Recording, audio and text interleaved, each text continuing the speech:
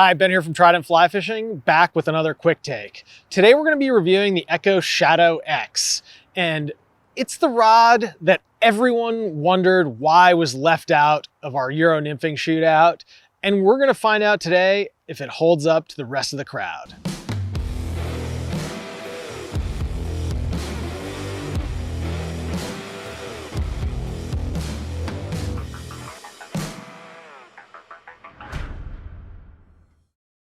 Before we get started, don't forget to subscribe to our YouTube channel so you can get all the updates with great rod reviews, great reel reviews, and lots of additional content that we're going to be churning out throughout the season.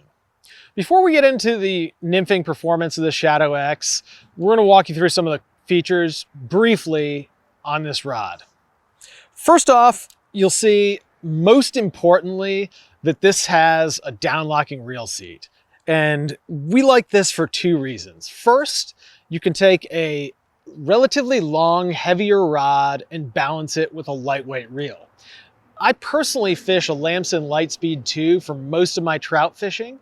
And if I'm carrying a Euro Nymphing rod and my standard 5-weight, I want to be able to use the same reel on both of them.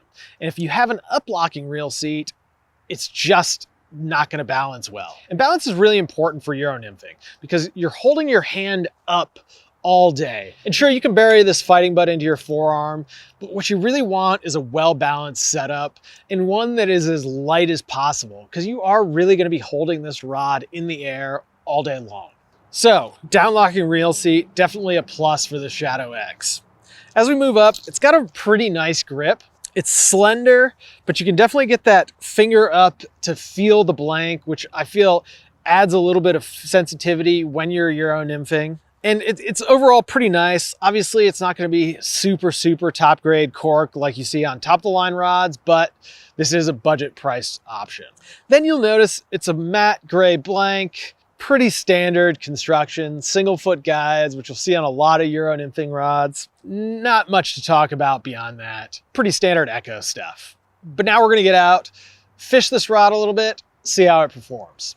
So one thing I liked right away about this Shadow X is that it's actually pretty light. And now it's important to note that this is the 10-foot 3-weight version. So it's not really fair to necessarily compare this to a 10-6 3-weight or an 11-foot rod, as those are naturally going to be heavier feeling rods.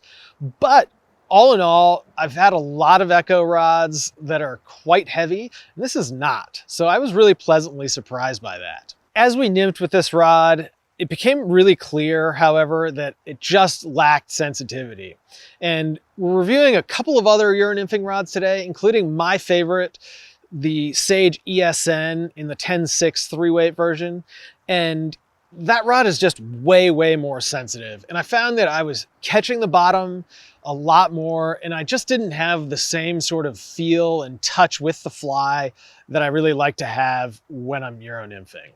So all in all, I feel like this is a good intro to Euro Nymphing, but I also feel like this is a rod that's a bit too expensive. This rod retails for $4.99, and I feel like if this were at the $2.99 price point, it would really be a stellar rod for anybody interested in getting into Euro Nymphing. At $4.99, I feel like it's a little bit more than that entry price point, but doesn't quite have enough performance to push it up to the next level. If you fish this Shadow X, we'd love to hear your opinions as well. Leave a comment in the box below. Tell us what you think. I'm Ben. Thanks for watching. We'll see you next time.